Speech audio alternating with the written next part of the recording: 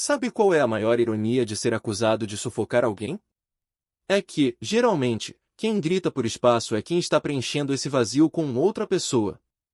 A minha esposa me chamou de controlador numa terça-feira à noite, apenas porque eu perguntei por que o escritório dela estava escuro às 9 da noite. Ela queria espaço? Perfeito. Eu decidi dar a ela todo o espaço do mundo. Mas ela esqueceu de um pequeno detalhe: o espaço onde vivíamos tinha apenas o meu nome na escritura. Sempre achei engraçado como a palavra cuidado pode ser distorcida até virar um insulto. Quando você presta atenção, quando nota padrões, quando se recusa a aceitar mentiras óbvias como verdade, as pessoas te chamam de paranoico. Foi exatamente isso que a Mariana, minha esposa há 7 anos, gritou na minha cara naquela terça-feira decisiva. Eu sou o Lucas, tenho 35 anos, e até aquela noite, eu era o tipo de marido que acreditava cegamente. Mariana é consultora de marketing, brilhante, sempre em reuniões, sempre expandindo sua rede de contatos. Ou pelo menos, era isso que ela dizia. Eu estava sentado no sofá do nosso apartamento na Vila Madalena, em São Paulo, observando as luzes da cidade. Eram 10h15 da noite quando ouvi a chave girar na fechadura. Ela entrou usando seu traje profissional, um blazer azul marinho impecável, mas algo estava fora do lugar. O cabelo dela estava levemente desarrumado, a maquiagem borrada nos cantos dos olhos, e o pior de tudo, o cheiro. Ela exalava um perfume almiscarado e forte, algo caro e masculino que definitivamente não era a fragrância floral suave que ela usava pela manhã. Mantive a voz casual quando perguntei como tinha sido a noite no escritório.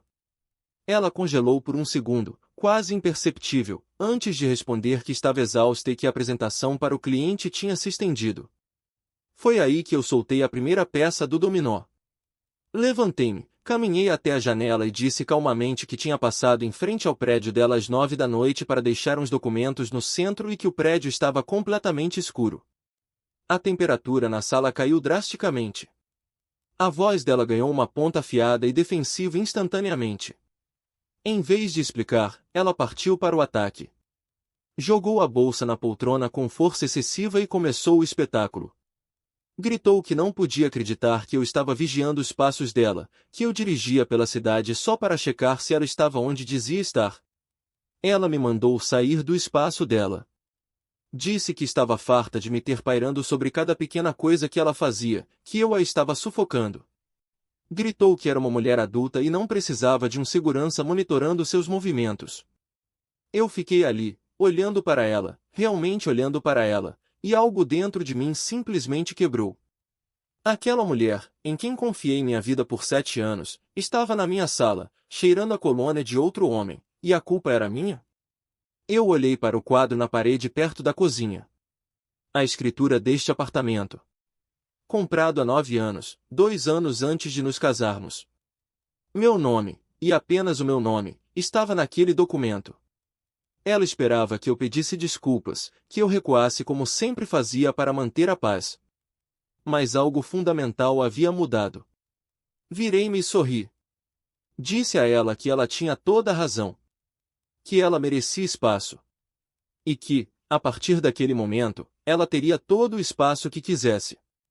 Mariana piscou, confusa com a minha calma. Eu disse que ela podia fazer o que quisesse, com quem quisesse, e eu não faria uma única pergunta. Nada de sufocamento. Nada de monitoramento. Ela estava livre. Ela me encarou, tentando detectar o sarcasmo, mas eu mantive a expressão neutra. Ela deu de ombros, disse que talvez agora tivéssemos paz, pegou a bolsa e subiu para o banho. O som do chuveiro começou, e foi nesse momento que a minha verdadeira noite começou. Eu não fui dormir. Fui para o meu escritório em casa e comecei a fazer anotações. Eu não estava sendo possessivo, eu estava sendo estratégico. Havia uma diferença enorme que ela estava prestes a aprender da maneira mais difícil. Naquela mesma madrugada, enquanto ela dormia o sono dos justos ou dos culpados, acessei o aplicativo do nosso banco conjunto. O que encontrei fez meu sangue gelar, mas não de tristeza, e sim de uma raiva fria e calculista. Não eram apenas jantares. Havia uma transação feita há 3 horas. Não em um restaurante, mas em uma loja de conveniência próxima a um motel de luxo na rodovia Raposo Tavares. E o pior não foi isso. Ao verificar o histórico detalhado, percebi um padrão de saques em dinheiro vivo, sempre nas noites em que ela supostamente trabalhava até tarde. Mas o verdadeiro choque, o primeiro grande golpe, veio quando fui até a sala pegar um copo d'água e vi o celular dela vibrar sobre a mesa de centro. Ela tinha esquecido de levar para o quarto.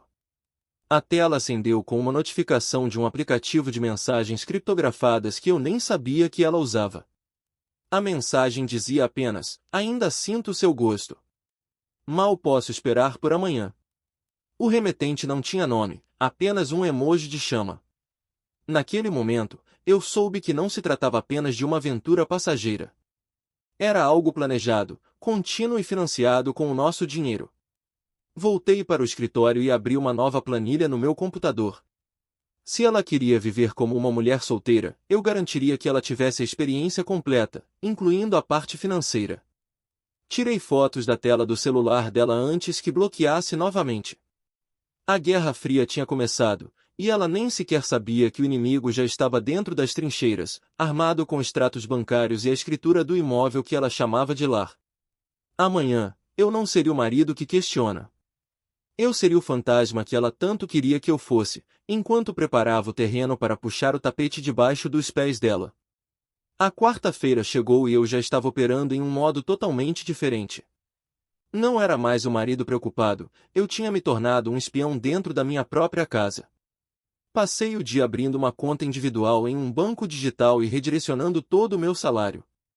O nosso dinheiro conjunto, aquele que construímos com o suor de dois profissionais, estava prestes a secar, mas Mariana estava ocupada demais vivendo a sua fantasia para notar a mudança nos ventos financeiros. Quando ela chegou em casa às 11 da noite, preparou-se para o interrogatório habitual. Eu estava na sala, lendo um livro, e nem sequer levantei os olhos. Apenas desejei uma boa noite e continuei virando a página. O silêncio dela foi ensurdecedor. Ela subiu as escadas com um misto de alívio e uma inquietação crescente, sem saber que o marido que ela conhecia já não existia mais. Enquanto ela dormia no andar de cima, acreditando ter vencido a batalha pelo controle, eu desci para o escritório e comecei a verdadeira auditoria. Acessei os extratos detalhados dos últimos 3 meses do cartão de crédito adicional que eu pagava religiosamente. O que encontrei foi um mapa geográfico da traição. Havia cobranças recorrentes em restaurantes caros no Itaim Bibi e nos Jardins, sempre em noites em que ela alegava estar presa em reuniões com clientes difíceis no centro. Vi débitos em hotéis boutique e uma assinatura de um clube de vinhos exclusivo que eu nunca tinha visto chegar em nossa casa. Mas o golpe de misericórdia, aquele que fez meu estômago revirar, foi uma compra específica datada de 14 de fevereiro. Dia dos Namorados. Havia um débito de R$ 4.500 em uma joalheria de luxo no shopping Iguatemi. Eu me lembrei vividamente daquele dia. Tínhamos concordado em não trocar presentes caros para economizar para uma viagem à Europa no verão. Eu não tinha comprado joia alguma para ela. Então, quem tinha comprado? Ou pior, será que ela tinha comprado um presente para si mesma para usar com outra pessoa? A resposta veio na quinta-feira à noite. Ela anunciou outro jantar de negócios e saiu usando um vestido que eu adorava, mas que ela não vestia há anos. Dei a ela 15 minutos de vantagem e peguei o meu carro. Graças ao rastreador do seguro do carro dela, que ela convenientemente esqueceu que tínhamos instalado, eu sabia exatamente para onde ela estava indo. Encontrei o carro dela estacionado em frente a um restaurante italiano sofisticado na Rua Amaury. Da calçada oposta, protegido pelas sombras e pelo vidro fumê do meu carro, eu a vi. Ela estava sentada numa mesa perto da janela, radiante, rindo de uma maneira que não ria comigo há meses. E à frente dela não estava um cliente corporativo grisalho. Era um homem mais jovem, bronzeado, com aquele ar de quem vende cursos de autoajuda na internet. Tirei 3 fotos nítidas com o zoom da minha câmera, uma deles brindando, outra dela tocando a mão dele sobre a mesa e a terceira, a mais dolorosa, do momento em que ela se inclinou para beijá-lo brevemente. Voltei para casa antes que o café esfriasse, mas a minha mente estava fervilhando. Naquela mesma madrugada, decidi cruzar as informações financeiras com as redes sociais. Mariana achava que era discreta, bloqueando certas postagens para mim, mas esqueceu que a internet é um livro aberto para quem sabe onde procurar. Usei uma conta secundária para verificar as marcações em fotos de amigos em comum. E lá estava ele. O perfil dele era aberto. Gustavo, mentor de carreira e alta performance. A ironia era palpável. O homem que estava ajudando minha esposa a destruir o casamento se vendia como um pilar de integridade e sucesso. Mas aqui está o primeiro grande choque que descobri ao pesquisar o CPF dele em bases de dados públicas. O tal mentor de sucesso estava atolado em dívidas, com o nome sujo na praça e 3 processos de execução fiscal. Foi então que as peças se encaixaram de forma aterrorizante. Mariana não estava apenas me traindo, ela estava sustentando o estilo de vida desse homem com o meu dinheiro. Aqueles jantares caros? O cartão dela que pagava. As estadias em hotéis? Tudo no adicional que eu quitava todo mês.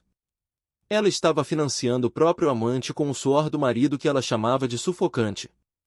Mas a maior surpresa, o verdadeiro plot twist daquela noite insone, veio quando acessei a conta do nosso programa de milhagem aérea. Eu estava procurando por passagens antigas, mas encontrei uma reserva futura. Havia 2 passagens emitidas para o próximo fim de semana com destino a Fernando de Noronha. Primeira classe. E o mais ultrajante não era o destino, mas os nomes dos bilhetes, Mariana e Gustavo.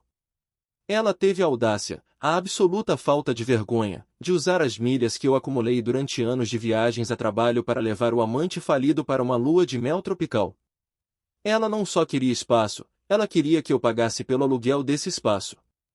Naquele momento, fechei o laptop com uma calma assustadora. Eu tinha as fotos, os extratos, a identidade do amante e a prova de que ela estava dilapidando o patrimônio conjugal. A fase de coleta de informações tinha terminado. Eu não precisava de mais nada. Agora, era hora de preparar o palco para o grande final, e eu garantiria que a queda fosse tão espetacular quanto a arrogância dela. A sexta-feira chegou com uma tensão elétrica no ar, quase palpável, com uma calmaria enganosa antes de uma tempestade tropical devastadora. Mariana chegou em casa mais cedo do que o habitual, por volta das 6 da tarde, carregando aquela energia frenética de quem está prestes a fugir da realidade. Ela acreditava que estava indo para uma conferência de marketing em Recife, a desculpa perfeita para o fim de semana em Fernando de Noronha com as passagens que a minha milhagem pagou. Eu a observei subir as escadas correndo para fazer a mala, cantarolando uma melodia que eu não ouvia há anos. A felicidade dela, construída sobre a ruína do nosso casamento, era um insulto final que eu não estava disposto a tolerar. Esperei pacientemente na sala de jantar. A mesa de vidro, que costumava ser o centro das nossas celebrações familiares, agora servia de palco para o tribunal final. Não havia laptop, nem telas digitais. Eu queria que o peso da realidade fosse físico. Espalhei 3 pastas de papel pardo sobre a mesa, perfeitamente alinhadas. Quando ela desceu, arrastando uma mala de rodinhas de grife com o passaporte na mão, encontrou-me sentado na cabeceira, imóvel. Perguntei se ela tinha 1 minuto antes de chamar o Uber. A impaciência no rosto dela era evidente. Ela olhou para o relógio, preocupada em perder o voo que, ela ainda não sabia, já não existia mais.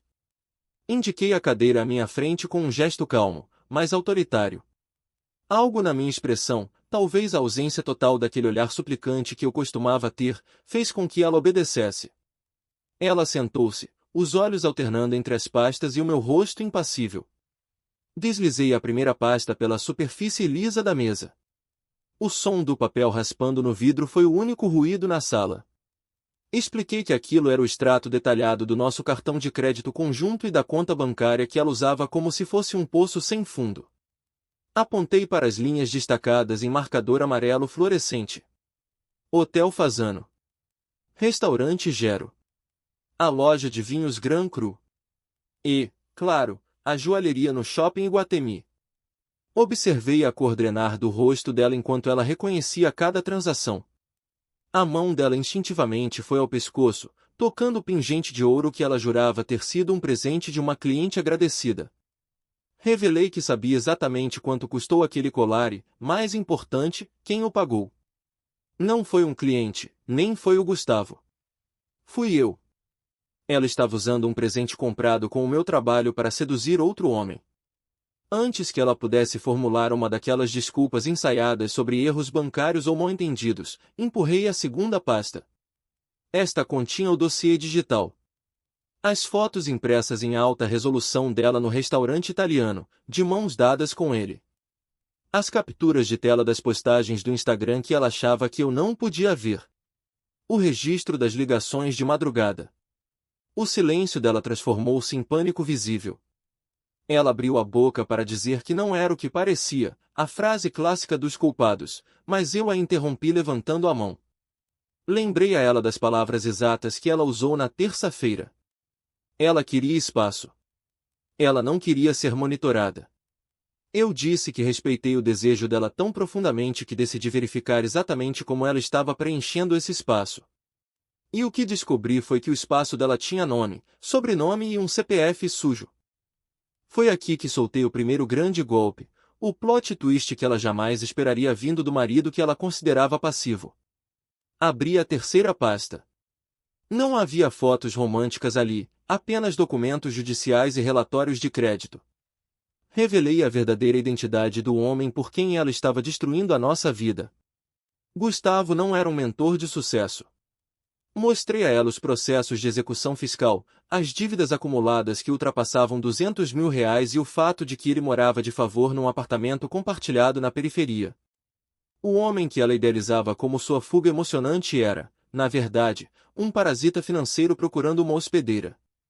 A expressão de Mariana mudou de medo para uma confusão devastadora. Ela estava jogando fora um casamento estável e próspero por um homem que provavelmente a deixaria assim que o dinheiro dela, ou melhor, o meu dinheiro, acabasse. Ela tentou argumentar, as lágrimas de crocodilo começando a brotar, dizendo que eu estava inventando coisas, que eu estava com ciúmes. Foi então que entreguei a realidade imediata da situação. Informei calmamente que as passagens para Fernando de Noronha estavam canceladas. Não apenas canceladas, mas reembolsadas para minha conta pessoal. O hotel de luxo que ela reservou com o meu cartão adicional? Cancelei naquela manhã, alegando fraude e uso indevido do cartão, o que tecnicamente era verdade, já que ela não tinha autorização para gastar R$ 10 mil em uma viagem secreta. O cartão de crédito que ela carregava na bolsa? Bloqueado. O acesso à conta conjunta? Restrito apenas para depósitos, sem permissão de saques. Ela estava parada no meio da sala de jantar, com uma mala pronta para uma viagem que não aconteceria, vestida para impressionar um homem que estava falido, e sem acesso a um centavo do dinheiro que financiava sua vida dupla. A humilhação começou a dar lugar à raiva. Ela levantou-se, gritando que eu não tinha o direito de controlar a vida dela, que aquilo era abuso patrimonial, que ela tinha direitos sobre o nosso dinheiro. Deixei que ela gritasse. Deixei que ela esvaziasse todo o veneno. Quando ela finalmente parou para respirar, esperando que eu entrasse na briga, fiz o movimento final daquela noite. Apontei para a parede da sala, onde o quadro com a escritura do apartamento estava pendurado, o mesmo que eu olhei dias atrás. Relembrei a ela, com uma frieza cirúrgica, o regime de bens do nosso casamento, comunhão parcial.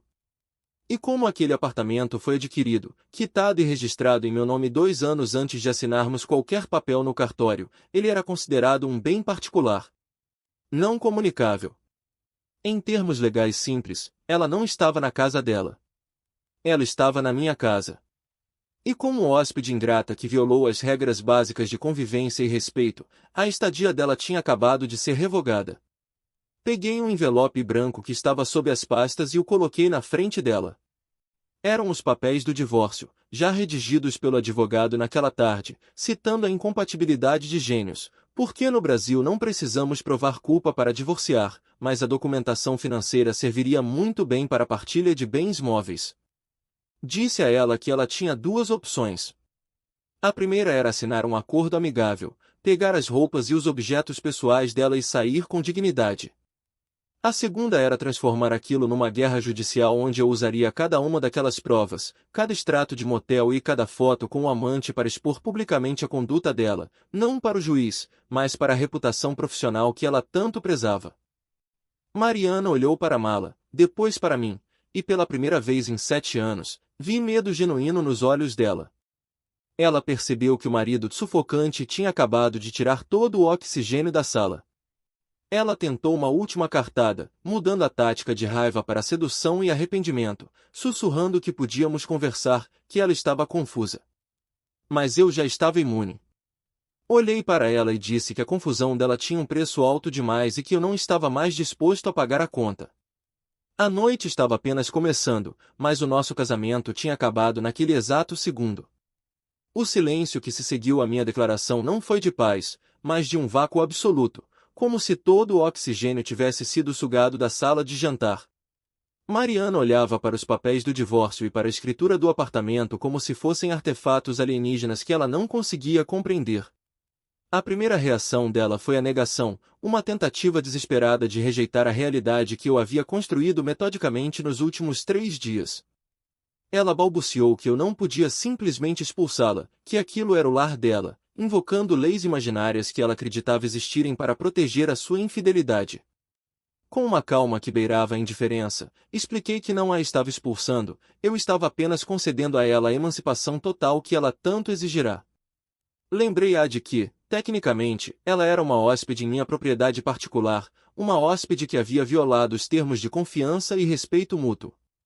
Quando a ficha finalmente caiu e ela percebeu que eu não estava blefando, a postura arrogante de mulher de negócios bem-sucedida desmoronou. Ela perguntou, com a voz embargada e trêmula, para onde deveria ir, como se eu fosse o responsável pela logística do seu naufrágio pessoal. A ironia daquela pergunta era amarga. A mesma mulher que dias antes gritava que não precisava de mim para nada, que eu era um peso morto sufocando a sua independência, agora exigia que eu resolvesse o problema habitacional que ela mesma havia criado. Respondi utilizando as próprias palavras dela contra ela, dizendo que ela era uma mulher adulta, capaz e independente, e que certamente não precisava reportar seus movimentos a mim.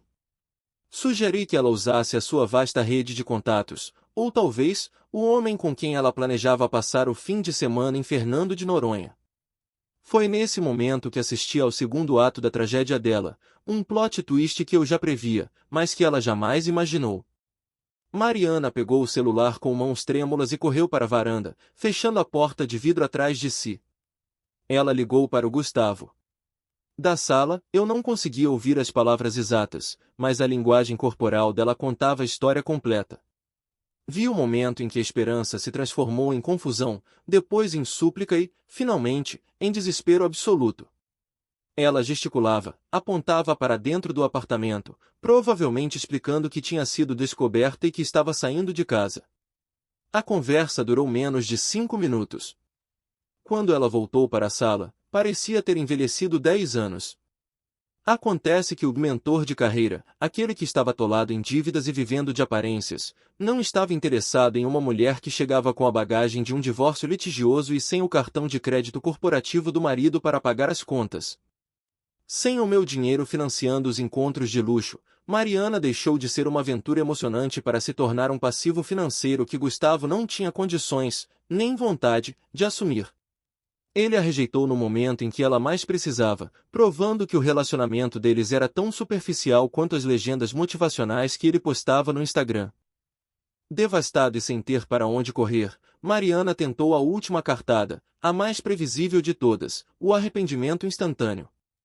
Ela começou a chorar, não aquelas lágrimas contidas de frustração, mas um choro feio e desesperado.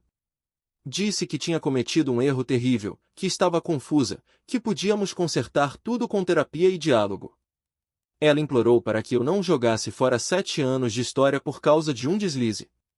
Eu a observei com a frieza de um legista examinando um corpo. Disse a ela que aquilo não tinha sido um erro, tinha sido uma escolha. Uma série contínua e deliberada de escolhas. Ela escolheu mentir todos os dias por 10 semanas. Escolheu gastar nosso dinheiro. Escolheu ridicularizar minha preocupação chamando-a de controle. E, principalmente, escolheu outro homem enquanto dormia na minha cama. Rebati o argumento dela de que eu estava jogando tudo fora. Expliquei que, na verdade, foi ela quem jogou tudo fora na primeira vez que aceitou um convite para jantar com ele, na primeira mensagem apagada, na primeira mentira contada olhando nos meus olhos. Eu não estava destruindo nada, eu estava apenas fazendo a limpeza dos escombros que ela deixou para trás. A tentativa dela de manipular a minha culpa falhou miseravelmente porque a minha consciência estava limpa e blindada pela verdade dos fatos. Eu não sentia ódio, apenas uma exaustão profunda e a certeza absoluta de que não a queria mais sob o meu teto. Ordenei que ela subisse e fizesse as malas. Não uma mala de viagem para um fim de semana romântico, mas as malas definitivas. Dei a ela 30 minutos. Enquanto ela subia, arrastando-se pelos degraus como se carregasse o peso do mundo, peguei o telefone e confirmei o serviço que tinha agendado mais cedo. Não era um advogado, mas um chaveiro 24 horas. Eu não ia deixar brechas para retornos inesperados ou visitas noturnas arrependidas. Meia hora depois, ela desceu com 2 malas grandes e uma expressão de derrota que quase me fez sentir pena, quase. Ela parou na porta, esperando talvez um último gesto de misericórdia, um abraço de despedida, ou uma frase que indicasse que havia esperança de volta. Perguntou o que aconteceria se ela quisesse voltar. Respondi que ela encontraria a fechadura trocada e a certeza de que aquele capítulo estava encerrado. Estendi a mão e pedi a chave do apartamento. Ela hesitou, segurando o chaveiro como se fosse a última conexão com a vida confortável que ela tinha acabado de implodir. Quando finalmente soltou o metal na minha palma, senti o peso físico da liberdade. Ela abriu a porta e o ar frio da noite invadiu a sala. Antes de sair, ela se virou e disse que eu iria me arrepender, que eu estava sendo cruel e que ninguém me amaria como ela amou. Sorri, um sorriso genuíno e tranquilo, e disse que esperava sinceramente que ela estivesse certa, porque se o amor dela significava mentiras, traição e desrespeito, eu preferia a solidão ou o ódio de qualquer outra pessoa. Ela saiu, arrastando as malas pelo corredor do prédio. Fechei a porta com um clique sólido e definitivo. Não fui até a janela vê-la partir. Não me importava se ela ia para a casa da irmã, para um hotel barato ou se ia tentar a sorte na porta do Gustavo. O destino dela não era mais problema meu. Virei-me para a sala vazia. Onde antes havia tensão, mentiras e a sensação constante de estar pisando em ovos, agora havia apenas silêncio. Mas não era um silêncio opressor, era o som da paz. Olhei para o relógio. O chaveiro chegaria em 15 minutos. Enquanto esperava, fui até a cozinha e me servi de uma dose do uísque que eu guardava para ocasiões especiais. Brindei sozinho à minha sala, ao meu sofá e, principalmente, à minha vida, que agora me pertencia inteiramente de novo. A sensação de leveza era indescritível, como se eu tivesse acabado de largar uma mochila carregada de pedras que nem sabia que estava carregando. A limpeza tinha sido feita, e a casa, finalmente, estava em ordem. Nos dias que se seguiram à partida de Mariana, o silêncio no meu apartamento deixou de ser um vazio assustador para se tornar um santuário de paz. No entanto, o mundo exterior não estava tão calmo assim. O meu telefone vibrava incessantemente. Eram dezenas de mensagens de texto variando entre pedidos de desculpas incoerentes e acusações sem sentido, seguidas por áudios de madrugada onde o choro embriagado dela tentava evocar uma piedade que eu já não possuía. Até a minha ex-sogra tentou intervir, ligando num domingo de manhã para dizer que família é sagrada e que deveríamos perdoar os erros. Respondi com a máxima educação, sugerindo que ela perguntasse à filha sobre o Gustavo e as dívidas dele, e depois bloqueei o número. Na verdade, bloqueei todos eles. Foi o último passo da desintoxicação digital da minha vida. Passei as semanas seguintes recuperando o meu território. Contratei pintores para mudar a cor do quarto, cobrindo o tom pastel que ela adorava por um cinza moderno que sempre quis. Substituí os móveis decorativos que ela tinha escolhido e que eu detestava, transformando o espaço num reflexo da minha própria personalidade. Matriculei-me numa academia, retomei o contato com amigos que tinha negligenciado por causa das demandas dela e, pela primeira vez em anos, senti que respirava sem um peso no peito. Um amigo comentou que eu parecia mais leve, como se tivesse rejuvenescido, e ele tinha razão. Carregar o peso de um casamento unilateral e mentiroso é exaustivo, soltá-lo é como aprender a voar. Cerca de 5 semanas depois que ela saiu arrastando as malas, o porteiro interfonou numa sexta-feira à noite. Mariana estava lá embaixo. Ela não subiu, é claro, porque a autorização dela tinha sido revogada permanentemente no sistema do condomínio. Desci até o saguão, não para conversar, mas para encerrar qualquer esperança que ainda restasse. Encontrei-a sentada numa das poltronas da recepção, parecendo visivelmente mais magra e com olheiras profundas que a maquiagem barata não conseguia esconder. Quando me viu, ela levantou-se rapidamente, com aquele olhar de cachorro abandonado, e tentou a mesma velha tática. Disse que o relacionamento com Gustavo não tinha funcionado, que ele não estava pronto para um compromisso sério e que, vejam só a ironia, ele a tinha expulsado do apartamento dele porque ela estava invadindo o espaço dele. Quase ri alto diante da simetria poética da situação. O homem que não se importava em destruir o lar de outra pessoa descobriu que não tinha a integridade necessária para construir o seu próprio. Ela pediu para voltar, jurando que tinha aprendido a lição, que me amava e que tinha sido apenas uma confusão passageira. Olhei para ela e senti nada. Nem raiva, nem amor, nem pena. Apenas a indiferença absoluta que dedicamos a estranhos na rua. Expliquei a ela, sem alterar o tom de voz, que ela não amava a mim, ela amava a segurança que eu proporcionava. Ela amava ter um marido leal esperando em casa enquanto ela brincava de viver perigosamente. Disse-lhe que o amor real não mente, não trapaceia e não chama o cuidado do outro de sufocante. Dei as costas enquanto ela ainda falava e pedi ao porteiro que a acompanhasse até a saída. Aquela foi a última vez que trocamos palavras. 3 meses depois, eu estava no mercado municipal de São Paulo num sábado ensolarado. O lugar estava cheio, vibrante com o cheiro de frutas exóticas e especiarias. Ao meu lado estava Helena, uma arquiteta que conheci através de amigos em comum. Estávamos juntos há 6 semanas, indo devagar, mas com uma conexão genuína que eu nunca tive com Mariana. Helena ria de uma piada minha enquanto escolhíamos ingredientes para um jantar que faríamos juntos. Ela segurava o meu braço, não como uma posse, mas com carinho, e em momento algum parecia incomodada com a minha atenção. Pelo contrário, ela parecia florescer com ela. Foi nesse momento, entre uma banca de queijos e outra de frutas, que a vi. Mariana estava do outro lado do corredor, parada perto de uma promoção de legumes. A transformação era chocante. A mulher impecável, que só vestia roupas de grife e frequentava os restaurantes mais caros do Itaim, agora usava jeans surrados e uma camiseta básica.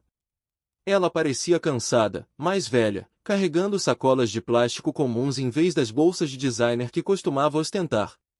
Ela estava sozinha, examinando os preços com uma preocupação que nunca teve quando tinha o meu cartão de crédito à disposição. Nossos olhares se cruzaram por um breve instante. Vi o reconhecimento nos olhos dela, seguido imediatamente por uma mistura devastadora de vergonha e arrependimento. Ela olhou para mim, saudável, bem vestido e sorrindo, e depois para Helena, que irradiava elegância e simpatia ao meu lado. Mariana fez um movimento quase imperceptível, como se fosse dar um passo na nossa direção, talvez esperando um cumprimento, um reconhecimento da nossa história passada. Mas eu não parei. Apertei suavemente a mão de Helena e continuei andando, virando o rosto para a frente.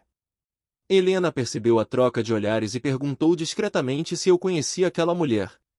Respondi com a mais pura verdade, disse que era apenas alguém que eu costumava conhecer, uma pessoa de outra vida. Continuamos o nosso passeio, rindo e planejando nosso futuro, enquanto Mariana ficava para trás, dissolvendo-se na multidão e no passado. Naquela noite, enquanto cozinhávamos no meu apartamento, que agora era verdadeiramente meu lar, refleti sobre tudo o que tinha acontecido. Mariana tinha passado meses me dizendo que eu a sufocava, que eu pairava sobre ela, que ela precisava de espaço. E no final, eu aprendi uma lição valiosa. Quando alguém diz que o seu amor é sufocante, na verdade está dizendo que não quer o seu amor. Quando alguém chama a sua atenção de controle, é porque tem algo a esconder.